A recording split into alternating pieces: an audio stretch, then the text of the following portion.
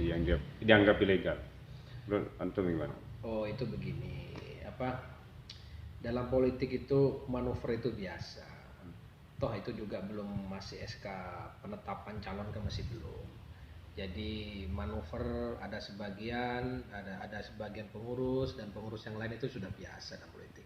Cuman bagaimana kita bisa mengelola itu supaya itu lebih baik gitu. Jadi lebih baik dikelola dan menjadi sumber daya yang memang bisa disatukan dan disinergikan. Siapa yang mendukung dan tidak mendukung itu disinergikan menjadi dukungan penuh kepada salah satu calon. Itu sudah biasa. Jadi ini kan ibaratnya ini masih untuk menguji seberapa dalam itu air seberapa dalam sebuah danau itu kita harus melempar batu. Nah ini kan teori gitu loh. Jadi ini kan itu menurut saya itu sudah biasa gitu. Dan lagian sebagian saya sebagai kader PAN gitu kan, kader PAN juga melihat fenomena-fenomena seperti ini adalah hal yang ya keniscayaan lah, bukan hal yang mustahil dalam politik, itu sudah biasa. Kalau dari Bang Khairul sendiri arah dukungan nantinya kemana nih PAN? PAN ini memang kalau menurut saya sebagai kader itu memang bagaimanapun juga harus bisa memilih kader yang terbaik di antara kita sendiri gitu loh, di internal kita sendiri. Toh PAN itu juga punya 6 kursi dan peraih suara nomor 2 terbanyak setelah PKB. Ini kan sangat luar biasa gitu loh. Cuman bagaimanapun juga ini kita akan melihat dinamika politik dulu. Dinamika politiknya seperti apa. Jadi kalau kita melihat dinamika politiknya yang memang kader kita ini bagus, kita dorong, ya akan kita dorong untuk maju di pilkada ini, seperti itu. Kalau kemudian dukungan yang beredar itu seperti beredar di media online, beberapa orang yang mengaku kader itu kan mengarahkan dukungannya ke Ahmad Qasim. Sementara sisi lain ada informasi bahwa mereka ke PKB gitu. Oh ya. Ya, memang ada sebagian yang saya tangkap itu ada sebagian dari beberapa pengurus itu kan, beberapa pengurus yang mengarahkan ke salah satu kubu salah satu kubu yang akan berkontestasi di pilkada ini. Dan ada sebagian lain juga mengarahkan ke kubu lain. Gitu loh. Makanya seperti yang saya angkatkan tadi bahwa ini harus kita sinergikan. Mekanisme dukungan PAN ini carut marut ini akan selesai ketika yang didukung itu adalah kader dari internal kita. Gitu loh. Nah, karena ini kan kader yang di internal kita itu kan masih belum solid untuk mendapat dukungan dari teman-teman kader yang lain gitu. Seperti itu. Berapa? 6 kursi kan PAN ya di PAN 6 kursi, tapi PAN ini suara terbanyak nomor 2 setelah PKB. Meskipun 6 kursi tapi suara terbanyak nomor 2 setelah PKB.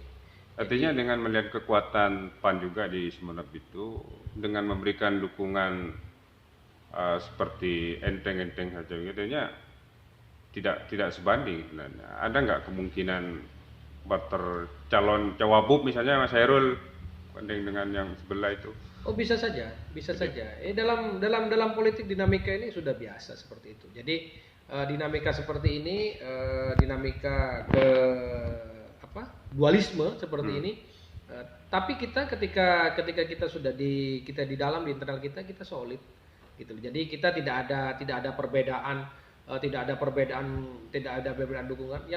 Yang terpenting bagi kita sebagai kader PAN ini bagaimana mengarah kepada salah satu figur yang memang terbaik untuk Sumeneb ini, figur yang terbaik. Yang salah satunya adalah kriterianya seperti yang sering saya ucapkan bahwa itu harus cerdas, harus jenius gitu ya. Memang kemampuannya harus di atas rata-rata. Karena Sumeneb ini kita punya 126 pulau, daratan dan kepulauan, dan bagaimana cara mensinergikan itu bisa mengurangi disparitas harga antara kepulauan dan daratan, tahu arus barang dan jasa, terus ya banyak lagi lah gitulah yang memang ini memang tidak bisa diselesaikan oleh cara-cara yang sederhana dan pemimpin-pemimpin yang memang ya sederhana gitu. Ya Mas Hairul, itu kan salah satu kekuatan yang dimiliki oleh Ahmad Fauzi itu adalah sasarannya milenial. Ada yang mengatakan yang bisa menandingi kekuatan milenial ini ya Mas Hairul. Kalau misalnya ada win-win solution untuk misalnya PAN bisa bergabung, benar-benar bergabung dengan PDIP dan partai koalisi itu dengan menyalonkan Ahmad Fauzi Hairul misalnya, gimana Anda menyikapi? Nah, itulah bagi saya itu ada-ada saja lah gitu loh teman-teman ini kan ya. Saya ini siapa gitu. Saya ini cuman pemuda biasa gitu, pemuda biasa yang cuman punya ya bisnis kecil-kecilan, ya kemampuannya biasa-biasa aja gitu, nggak pandai-pandai amat gitu kan ya. Ya cuman saya berusaha di sini, cuman aktif di organisasi itu saja gitu loh. Cuman ya Anda itu saya pemuda biasa gitu. Anda itu Pemuda biasa. Saya bukan putra siapa-siapa gitu kan ya, putra siapa-siapa. Saya ini pemuda biasa seperti Anda kebanyakan gitu. Anda merendah seperti ini apa bahasa lain dengan ingin mengatakan bahwa Anda kurang srek dengan Ahmad Fauzi? Ya, bukan karena gitu. Politik itu dinamis gitu kan ya, politik dinamis.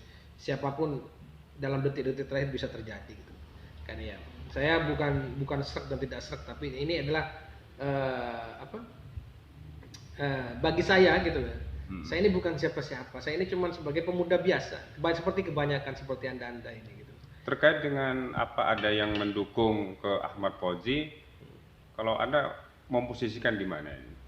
Saya tidak memposisikan di mana. Saya kalau di PAN, meskipun ya maaf saya itu ketua barisan muda, tapi kebanyakan ya teman-teman kalau ada apa-apa saya tetap diajak urut rembuk. Mereka datang ke saya atau saya datang ke mereka gitu kan ya, ini apa sih yang terjadi dan apa maksud dari semua ini gitu. Cuman saya yang bisa mengkomunikasikan antara kubu-kubu yang kadang bertikai itu.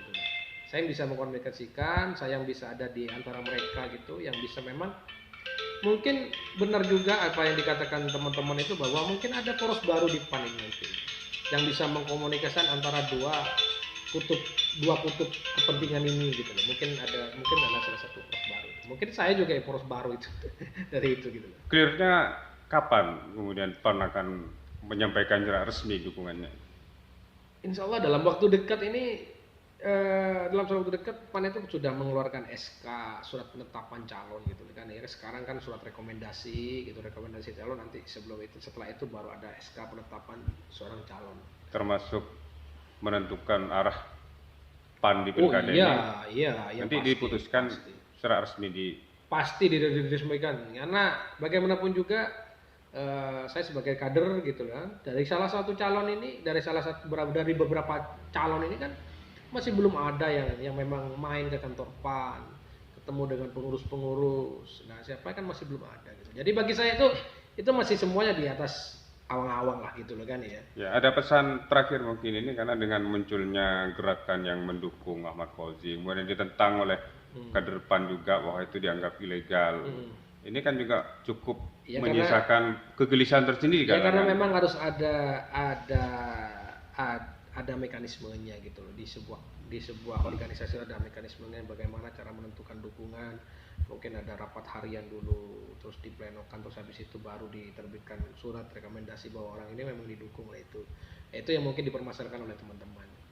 Itu mungkin ya teman-teman pengurus yang lain mungkin tidak membaca itu gitu loh, kegelisahan teman-teman seperti itu. Tapi bagi saya itu hal yang wajar lah dalam sebuah kontestasi seperti ini gitu. Semuanya sama-sama kepengen punya pengaruh gitu. Nah, pengen punya pengaruh, tapi bagaimanapun juga saya jamin bahwa semua kader PAN itu solid. Nanti kalau sudah DPP menentukan dukungan ke arah mana, semua kader PAN itu akan bergerak untuk mendukung calon itu. Untuk barisan muda apa? Kalau barisan muda, insya Allah solid sampai saat ini, tidak ada yang kemana-mana. Gitu, nunggu komando dari antum ya? Iya, insya Allah seperti itu gitu. Karena barisan muda ini juga sudah ada di sudah ada di semua kecamatan yang termasuk di kepulauan, sudah ada semua gitu kan. Tiap desa kita ada 15 sampai 20 orang gitu kan ya. Ini sangat luar biasa nanti kalau kita gerakan.